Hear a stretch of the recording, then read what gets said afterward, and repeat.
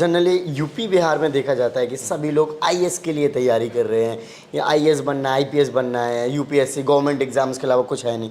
आपके मणिपुर में क्या माइंडसेट होता है कि बड़े होकर हम आईएएस बनेंगे, आईपीएस बनेंगे या बिजनेस करेंगे या फिर ये काम करेंगे, क्या रहता है जनरली जो जनरल लोग से?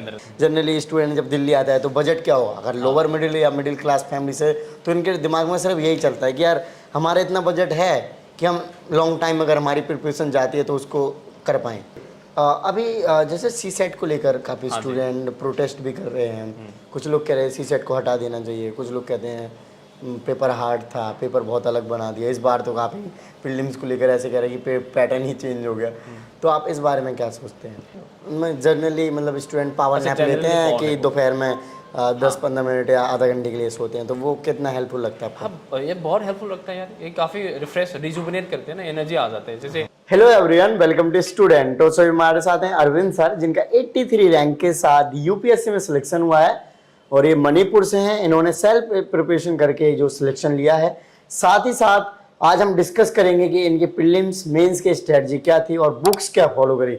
सो अभी तक आपने चैनल को सब्सक्राइब नहीं किया, चैनल को सब्सक्राइब कर लीजिए, इस वीडियो को लाइक करें। ओके, 2019 आपको 4th अटेम्प्ट में सिलेक्शन हुआ है, तो कैसे स्टार्ट करी थी तैयारी? डीयू से ग्रेजुएशन किया था। जनरली डीयू वाले स्टूडेंट क्या है, यूपीएससी की तैयारी फर्स्ट ईयर में ही लग जाते हैं। जैसे कि मैं भी आया था, तब मैं भी लग गया था, बट मुझे लगा नहीं मैं मतलब जल्दी सिलेक्शन ले सकता हूँ।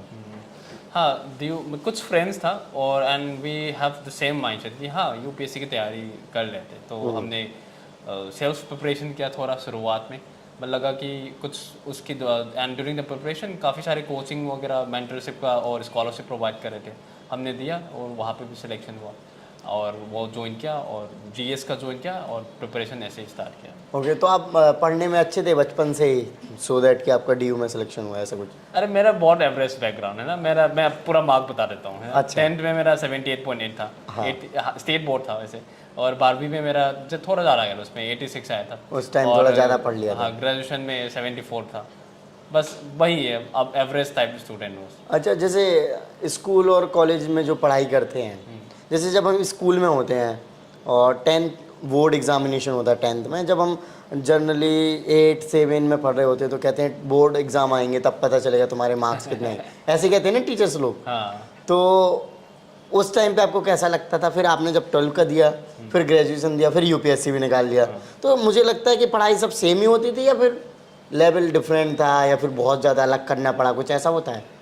देखो, मेहनत तो है ही वैस, लेकिन हाँ सब्जेक्ट चेंज होने के नाते आपकी तैयारी में थोड़ी चेंजेस आती है। फ्रेंड्स, आपके लिए गुड न्यूज़, अगर आप यूपीएससी की प्रिपरेशन कर रहे हैं तो आज हम एक करने वाले अमेजिंग सेशन अनअकैडमी प्लेटफॉर्म पर, जो कि चीफ सेक्रेटरी रह चुके हैं यूपी के आलोक रंजन सर। उनका 38 ईयर का एक्सपीरियंस रहा है सर्विस में, जो कि काफ़ी शानदार और अमेजिंग।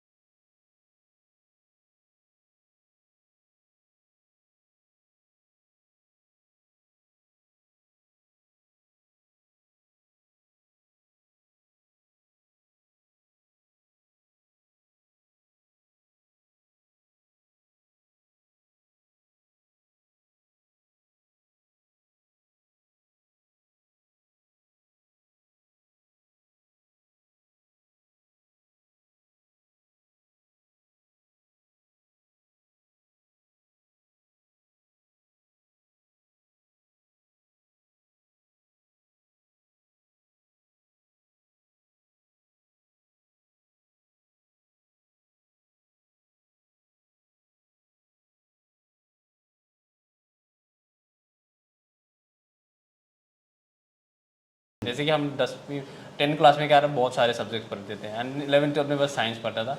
और जब मैं कॉलेज स्टार्ट किया, बस मेरा फिजिक्स स्ट्रीम था, बस ओनली फिजिक्स एंड मैथ्स। तब यूपीएससी की तैयारी की तो काफ़ी डिफरेंट वैरायटी ऑफ सब्जेक्ट पढ़ना पड़ा, बस वही लेवल ऑफ हार्ड वर्क उतना ही है ही, बट आपको पढ़ने का तरीका है ना, आपको उस एग्ज़ाम की डिमांड के अकॉर्डिंग पढ़ना पड़ता है और जो करेंट ऑनर होनी चाहिए है कि नहीं, उसमें थोड़ा चेंजेस आ हैं, बाकी तो वो बेस तो सेम है ही वैसे। ओके, जनरली यूपी बिहार में देखा जाता है कि सभी लोग आईएएस के लिए तैयारी कर रहे हैं या आईएएस बनना है, आईपीएस बनना है, यूपीएससी गवर्नमेंट एग्जाम्स के अलावा कुछ है नहीं।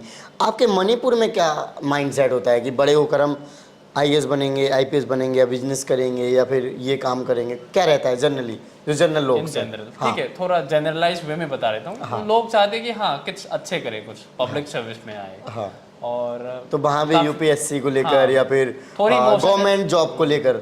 ये यूपी बिहार मणिपुर सोल लो, बट यूपीएससी एग्जाम थोड़ी, गवर्नमेंट जॉब थोड़ी इमोशन होते हैं देश में, है ना? हाँ, है कि हाँ, नहीं? हाँ, हाँ, ये तो हम बिल्कुल। सब जानते जी। हैं। और हमारे वहाँ पे और काफ़ी छोटा स्टेट है, it's just 22,327 square kilometre. Okay. और मैं तो ये कहूँ कि मणिपुर से भी अभी ना काफ़ी सारे सिलेक्शंस होती है, because a lot of people, aspirants, young students, young minds are engage in this preparation process. वैसे इस बार 4 सिलेक्शन हुआ था, एंड 2021-20 में तो 8 candidates were selected okay, from this so time. May be आपके है। लिए मोटिवेशन का मेजर सोर्स रहे होंगे। मोटिवेशन काफ़ी डिफरेंट पीपल से, एक सिंगल बंदा तो नहीं बोलूँगा। मैं खुद भी अपना मोटिवेशन सोर्स हूँ, coming from very humble background. मेरे माँ से और मेरे जो आसपास के लोकेलिटी, सिस्टर्स होगा, एल्डर्स होगा, और दिल्ली आने के बाद काफ़ी जो सीनियर्स वगैरह से इंटरेक्ट, उनसे काफ़ी मोटिवेशन सीखता हूँ। ओके, जैसे आप हम्बल बैकग्राउंड से आ रहे हैं, तो आपको लग रहा था कि अगर मैं कल को सिलेक्शन नहीं होता है, मैं तैयारी लंबी जा सकती है, जैसे कि आपकी 4th अटेम्प्ट तक गई है, तो इतना टाइम तक अपने आप को सस्टेन कर पाना दिल्ली में पॉसिबल होगा इस तरीके बैकग्राउंड से? कभी कभी ये भी स्टूडेंट्स में रहता है, जनरली स्टूडेंट जब दिल्ली आता है तो बजट क्या होगा, अगर लोअर मिडिल या मिडिल क्लास फैमिली से, तो इनके दिमाग में सिर्फ यही चलता है कि यार हमारा इतना बजट है कि हम लॉन्ग टाइम अगर हमारी प्रिपरेशन जाती है तो उसको कर पाएँ। हाँ देखो, दिल्ली में ठीक वो बात सही, फाइनेंशियल स्ट्रगल्स तो होती रहती हैं, and coming from humble background वो जानता हूँ वैसे। मेरा बस ये है कि मेरे भाई था who is also in the service Indian air force में, एंड मेरे प्रिपरेशन के मतलब, अब मैंने बताया कि 2020 तक तो मैंने घर से किया, बट 2021 और 22 अटैम्प्ट मैंने यहाँ से दिया दिल्ली में। तो मेरा फ़ायदा ये था कि मेरे भाई उस वक्त दिल्ली में पोस्टेड था, तो उनके साथ रह के तैयारी की, और जो भी बेसिक जो एकोमोडेशन का, फूड लॉजिंग हो गया, एकोमोडेशन, वो सब उसकी वजह से हो गया। And I actually want to give this entire, मतलब आधा क्रेडिट तो मैं अपने भाई को भी देना चाहता हूँ, who play the role of a father to me. Okay, great.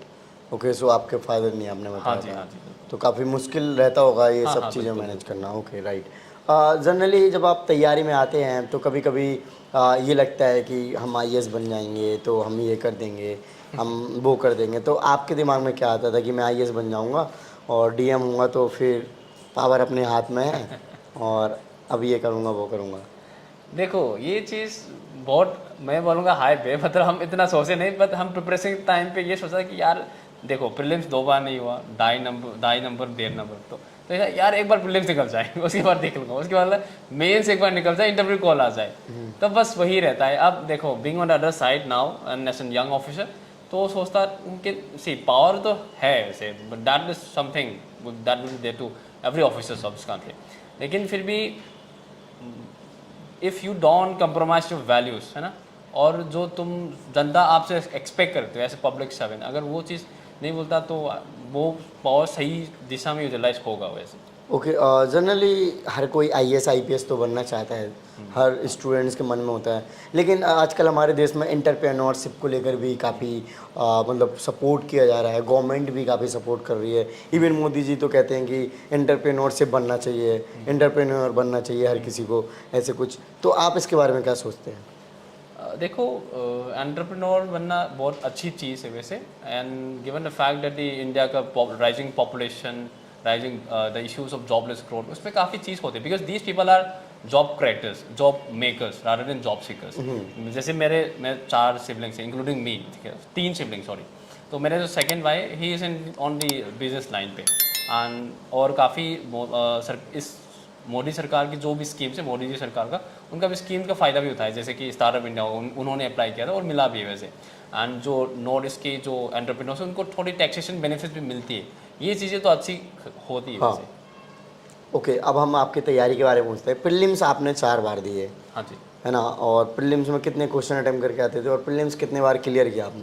Prelims, अच्छा तो पूरा बता, प्रीलिम्स एक बार ही क्लियर किया मैंने वैसे। मैंने 2020 का मैंने GS1 में क्लियर किया था, बट GS2 CSAT पेपर में मैंने थोड़ा इग्नोर कर दिया, टाइम मैनेजमेंट में थोड़ा इशू हो गया, उसमें 2.5 नंबर में रह गया। 2021 में फिर CSAT का अच्छा हुआ, और GS1 का फिर बुरा हालत हो गया।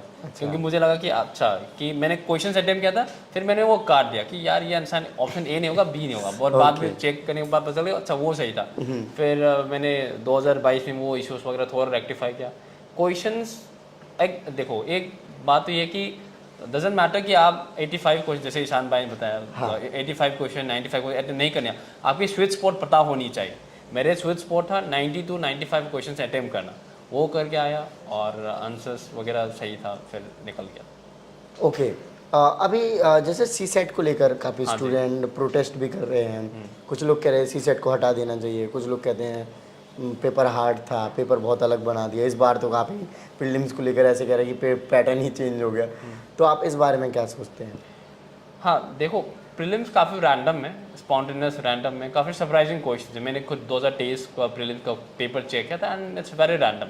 जो हमारे टाइम पे जो कुछ नए क्वेश्चन इंट्रोड्यूस किया था, ओनली 1 पेयर 2 पेयर वाला GS1 में, वो काफ़ी हद तक हो गया था उसमें तो 2020 में। हाँ काफ़ी रैंडम है, लेकिन उस रैंडमनेस को आप तैयारी तो करनी चाहिए वैसे, है ना, उस रैंडमनेस को फेस करनी चाहिए और एक्सेप्ट करनी चाहिए। हाँ prelims is very random thing अभी, तो उसको दिमाग में एक्सेप्ट करते हुए आई थिंक प्रिपरेशन करनी चाहिए जो आप कर सकते हो। इतना PYQs एनालाइज करना, है ना, उसका डिटेल नोट्स बनाना और मॉक्स प्रैक्टिस करना एट सर्टेन लेवल और बेसिक कॉन्सेप्ट क्लियर करना। I think this is the bare minimum that every aspirant can do. Okay.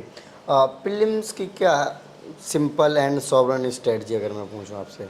Prelims का सिंपल स्ट्रैटेजी तो वही है, कॉन्सेप्ट बेसिक बुक पढ़ लीजिए आप, जो काफ़ी है, गूगल में डाल दूँगी टॉपर्स बुक लिस्ट पर सब आ जाएगा। I don't think I have don't feel the need to repeat those book list. Okay, उसके बाद मैग्रो हिल एडिशन का जो बेसिक बुक्स है, लक्ष्मीकांत बायोस फॉर पॉलिटी कॉन्स्टिट्यूशन, और मैग्रो हिल का अगेन PYQs आता है उसका, और हिस्ट्री में स्पेक्ट्रम पब्लिकेशंस का, ये चीज़ें पढ़नी चाहिए। उसके अलावा उस टॉपिक्स के जो भी रिलेटेड क्वेश्चन है PYQs, वो कवर अप करनी चाहिए।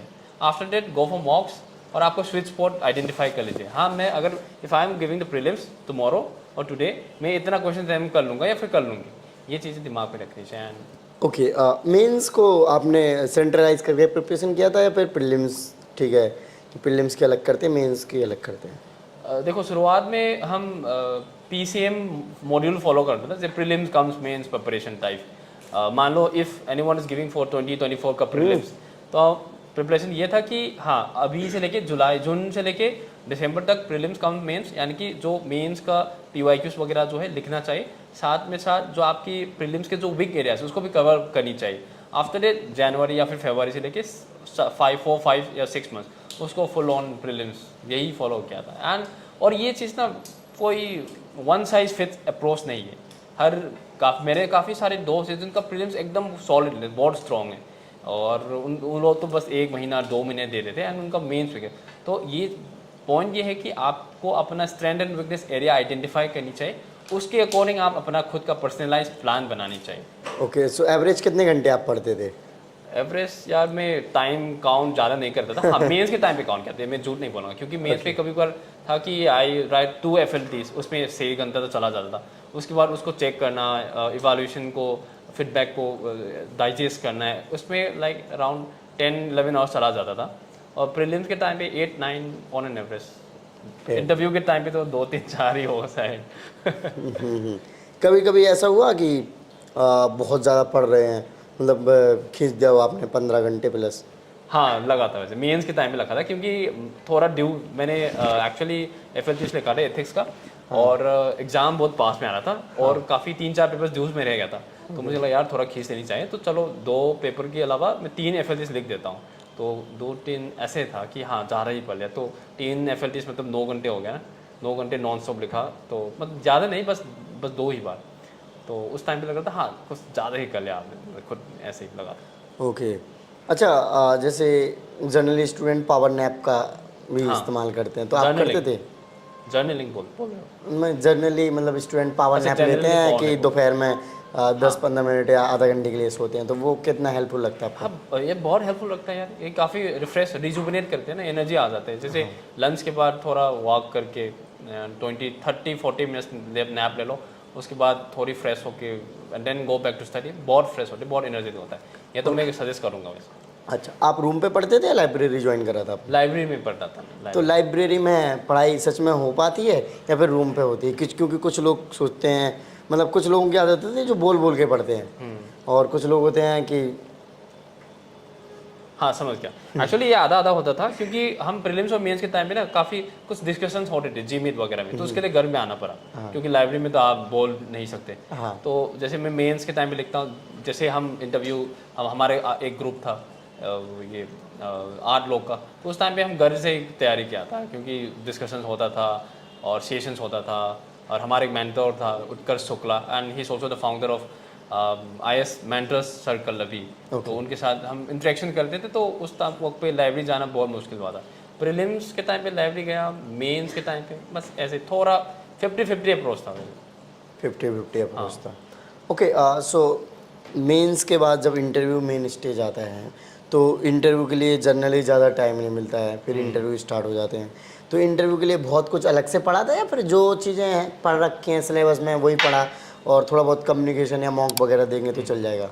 हाँ, थोड़ी कम्युनिकेशन स्किल्स इंप्रूव करनी चाहिए वैसे, बिकॉज मेरा अभी प्रॉब्लम वही था, ज़्यादा मतलब इतना एक्सप्रेस नहीं कर पाता था मैं शुरुआत पे। एंड जो मैंने मेंटर बताया था उत्कर्ष शुक्ला, उन्होंने बहुत अच्छे से मेरे को एकदम मतलब एक बड़े भाई के जैसे रोल प्ले करके बहुत हेल्प किया उन्होंने इंटरव्यू। एंड तो I score even one of the highest mark interview, 193 score आया था मेरा। ओके। और तो हाँ, तो न्यूज़पेपर पढ़ा, जो डैफ में जो भरा है डिटेल्स वगैरह, home town, education background, hobbies, interest, है ना, जो भी चीज़ है वो बेसिक चीज़ पढ़ा। उसके बाद जो आपके नेशनल देश में क्या हो रहा है, विदेश इश्यूज़ में क्या हो रहा है, वो चीज़ें पढ़ा। एंड देन और इंटरव्यू वैसे बेसिकली यूपीएससी बोलते हैं दिस पर्सनैलिटी टेस्ट, तो आपके कामनेस, आपके जो नॉलेज है उसको कैसे प्रेजेंट करते हैं बोर्ड के सामने इन ए फॉर्मल मैनर, तो ये चीज़ें टेस्ट करते हैं, बस तैयारी यही है। ओके, जैसे कि आप मणिपुर से हैं तो और आप इतनी अच्छी हिंदी बोल रहे हैं, तो इसका राज क्या है? राज ये है कि बात करते रहो, you know, open up to people, है ना, doesn't matter irrespective of gender, religion, race, caste, open up करते रहो, बोलते रहो, और बस वही है। मूवीज़ देखते रहो, ऐसे गाना सुनते रहो, तभी इम्प्रूव होगा। लाइक आपके 3 अटेम्प्ट तक कुछ भी नहीं हुआ, आपका प्रीलिम्स भी नहीं निकला, हाँ जी। तो आपको क्या लगता था कि आप उस टाइम पे अच्छे से पढ़ाई नहीं करते थे, या पढ़ाई करते थे अनलिकली आपका सिलेक्शन नहीं होता था, और क्या कमियां आपको नजर आई? देखो कमियाँ मुझे लगता है इग्नोरेंस, हम जो बोलते हैं ignorance is bliss, I think that doesn't apply to UPSC, क्योंकि ये बैकफायर करते हैं। ओके। मैं फिजिक्स बैकग्राउंड से हूँ, और मुझे लगा यार सीसे यार हो जाएगा आराम से, मैथ्स तो बचपन से करते आ रहे, थोड़ा मैथ्स पसंद करता था मैं एक्चुअली, तो मुझे लगता हो जाएगा। और ये चीज़ें नहीं करनी चाहिए, इग्नोरेंस वाली चीज़। और उसके अलावा जो आपको, अच्छा चलो मानते हैं कि किसी का कैंडिडेट का सिलेक्शन नहीं हुआ प्रीलिम्स में, तो उनको काफ़ी टाइम मिलता है ना, 1.5 ईयर्स, उस चीज़ को अच्छे से यूटिलाइज करनी चाहिए फॉर मेंस प्रिपरेशन, है ना। तो ये चीज़ें आपको समझ लेनी चाहिए। हाँ भाई, उसको पॉजिटिव वे में ले लो ना, फिर कि मेरे को टाइम मिल रहा है तो मैं मेंस के ऑप्शनल हो गया, जीएस हो गया, उसको अच्छे से तैयारी कर लेता हूँ, ताकि वंस आई क्लियर प्रीलिम्स मेरा मेंस एकदम वन वे से हो जाए, और जो मेरा भी हुआ था वही।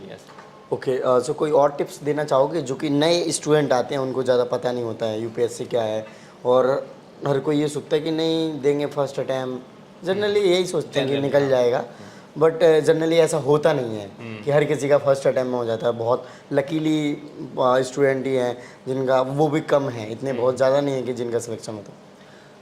देखो अटेम्प्ट बाउंड करके प्रिपेयर करना बहुत अच्छी होता है ना, ऐसे नहीं कि मैं यंग हूँ तो मैं उस उम्र, not tied your preparation to age, है ना, कि मैं फर्स्ट अटेम्प्ट में निकलूंगा से, ये बहुत सही चीज़ है एक्चुअली, दिमाग को मतलब माइंड को फोकस में रखता है, ये बहुत सी चीज़। और गलतियाँ वही है कि सोर्सेज के ऊपर या फिर टॉपर्स तो या फिर वीडियोस, इसके पीछे इतना ज़्यादा भागनी नहीं चाहिए। जो बेसिक चीज़ है जो बोल रखा है कि लक्ष्यगान करनी चाहिए, ईवाईक्यूज करनी, ये बस बेर मिनिमम कर लो। उसके बाद if you can find a very good mentor who can support you very emotionally, mentally, है जो, and shoulder to cry for, तो ये चीज़ होनी चाहिए। उसके अलावा आपके मेंटल एंड इमोशनल स्टेबल होने के लिए घर से बात कर लो, you know, someone who will not जज यू, योर प्रिपरेशन और योर लेवल ऑफ नॉलेज और understanding, but even this UPSC CSC, आपके फ्रेंड्स हो गया है, उससे बात करो and open up to these people. And वही है कि प्रैक्टिस करते रहो, कंसिस्टेंट, एंड नॉलेज बीच में छोड़ना नहीं चाहिए, और knowledge remember why you have started in the first place, क्योंकि you know being on other side today, हम ये बोल सकते हैं इट्स अ वेरी सैटिस्फैक्शन वो मिलती है कि हाँ भाई मैंने मेहनत किया हुआ है 4 साल, उसका फल मिला है, फल का वो हिंदी में बोलते हैं फल मीठा होता है। Okay sir, thank you so much. Thank you. आपने अपने एक्सपीरियंस को इतने अच्छे से शेयर किया। सो फ्रेंड्स, आपने देखा कि इन्होंने ओवरऑल एक्सपीरियंस को शेयर किया, जो कि आई होप आपकी प्रिपरेशन में हेल्प करेगा। मे भी आपको काफ़ी चीज़ें इंफॉर्मेशन भी मिली होगी। सो अभी तक आपने चैनल को सब्सक्राइब नहीं किया, चैनल को सब्सक्राइब कर लीजिए, वीडियो को लाइक करें। जय हिंद।